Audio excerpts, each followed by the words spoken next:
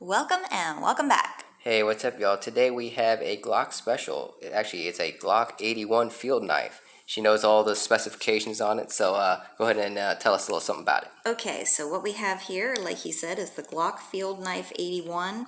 This is actually official military issue for the Austrian Armed Forces. As you're going to be able to see, it is made in Austria. At GLOCK store, you're going to be able to pick this up for $34.95 plus shipping and handling. It does come in a lovely variety of colors: OD green, black, brown, kind of like a khaki, a light tan, and gray like we have here. Your blade is going to be 7 inches. Your overall length is 11. The blade itself weighs 7.1 ounces. Your sheath, which is made out of that lovely polymer Glock does, is going to be 1.6. All right. Wow. Thank you so much. Uh-huh. All right. A little closer look at it. Made in Austria, Glock 81. It is high carbon stainless steel. Okay, so you got a black coated, like high carbon stainless steel. As you see the light reflecting off that. So I'm not sure if this is a good tactical coat. As you see, there's light reflecting all off that. So yeah, some type of, you said carbon steel? Yep, high carbon 55. Okay. You got some palm swelling in this polymer, classic polymer plastic that Glock uses. So if anyone's familiar with that, it's really smooth. So yeah, they put some swelling on it in there. And they say it's a full tang also. Full tang, okay. Yep. So yeah, you got some palm swelling that goes to like a pommel, like an integral pommel, to a full tang. I'm guessing that's a pin of some sort. I don't see no light through it, so I don't think it's a lantern hole. Yeah. As you see there, a butt cap at the end of some sort, little plastic thing that covers probably the nut or whatever on that.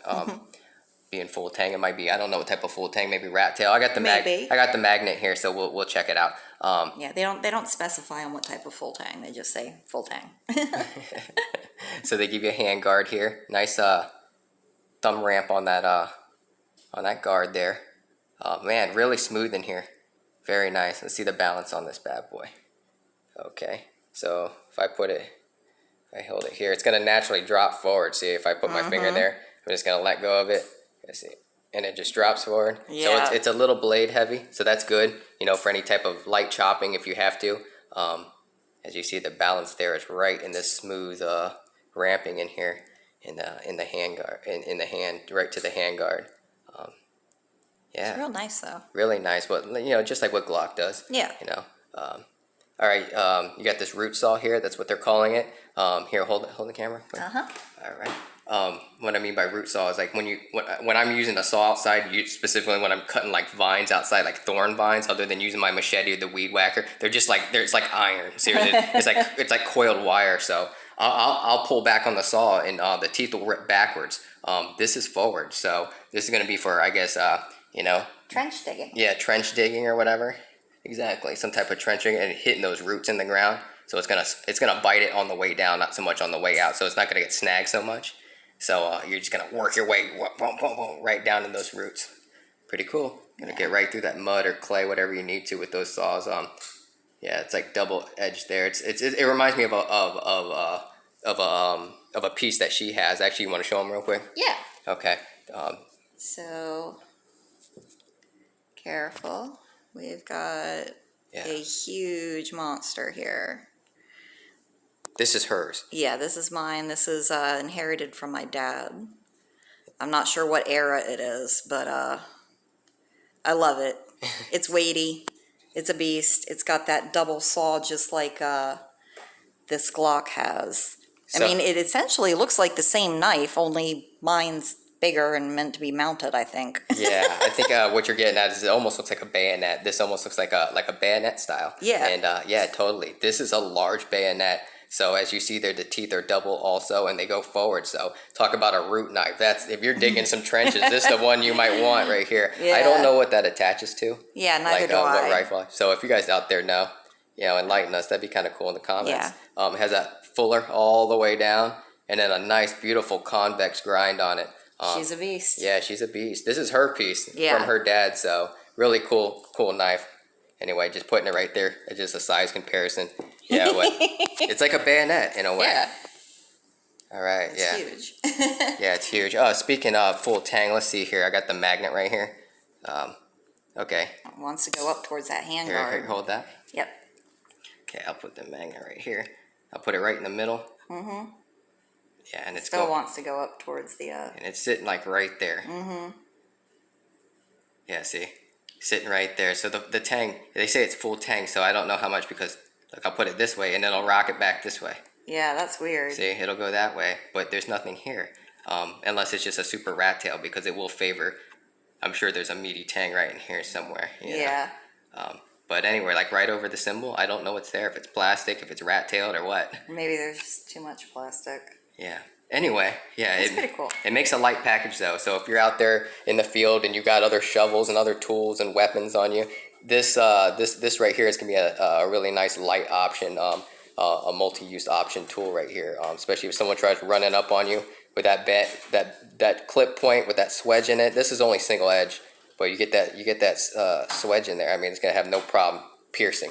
Yeah. Yeah, whether it's ground or if it's armor, I'm assuming. Yeah, I mean at least up to the beginning of the saw. All right. All right, we got another knife to compare it to, though. Yeah. I mean, because that's for the armed forces over in Austria. Yeah. This is from his collection. Yeah, this was my dad's knife. He was in the United States Navy for 21 years, and he gave me this knife here, and this is his made by K-Bar, USN.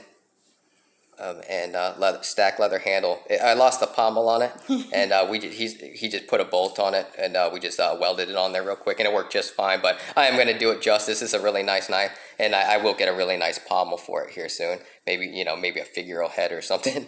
But this has also a convex saber grind on it.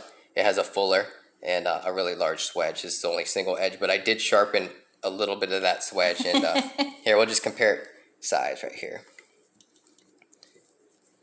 Yeah. So It's about the same, yeah. roughly. See that?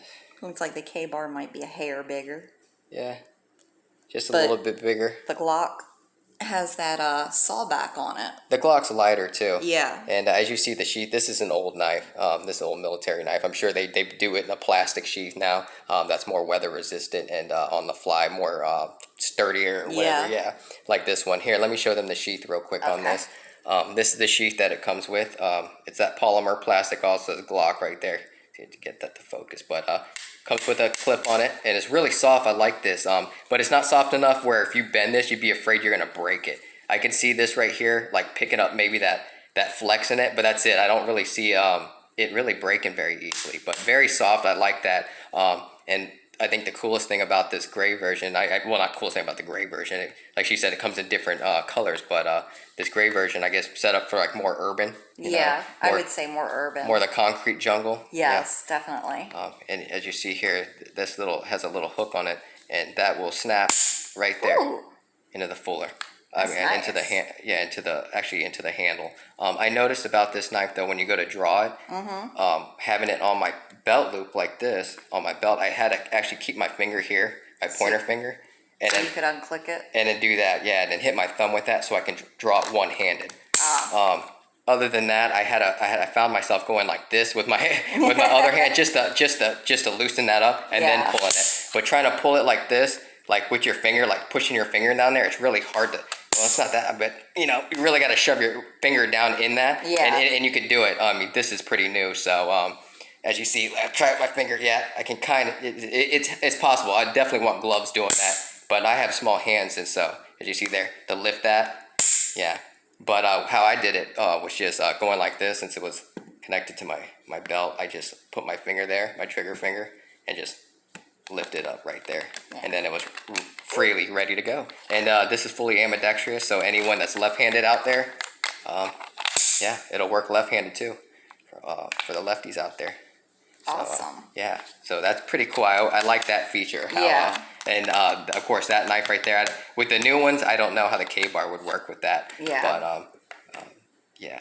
Here, and then I'll show you like the width of it. Actually, let me set this knife like above it.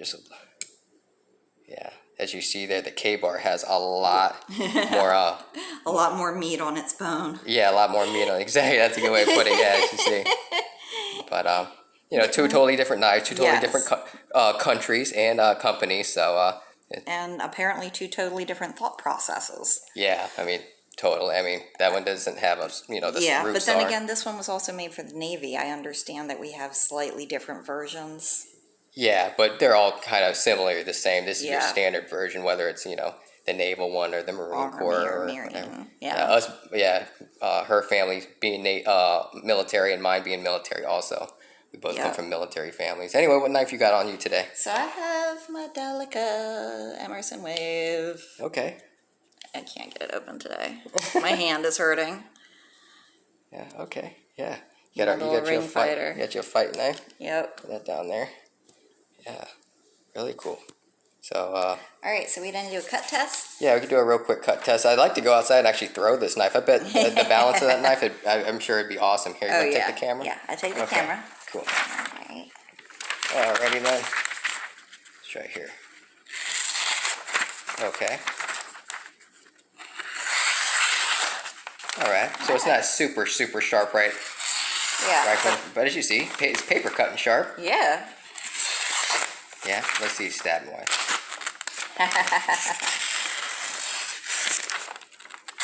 That's cool. Yeah, really cool. I mean, it works. Yeah. I mean, those teeth gonna get in the way of this fine paper cut, so right past the saw teeth, no problem. Yeah, that's pretty good. I'm sure someone could get an edge on that. Ridiculous. Oh yeah. But if you're digging in the ground with it, I don't know how long it's gonna hold that edge. If you're so you just it might be better as a blunt tool, to be honest with you, just a real nice point in case you need to throw it at somebody or something. I'll cut something with this real quick. Yeah, I'll do a whole nother video about this K-bar. This is a beast of a K-bar, really. I don't know why these naval ones, for some reason, I guess because they're more salt proof or something. They are, and the convex grind that they put on them, these are just wicked sharp knives, man.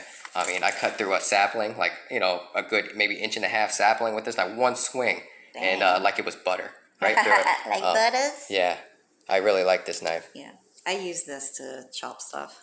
To delimb things? Yeah, to delimb things. This is my delimmer.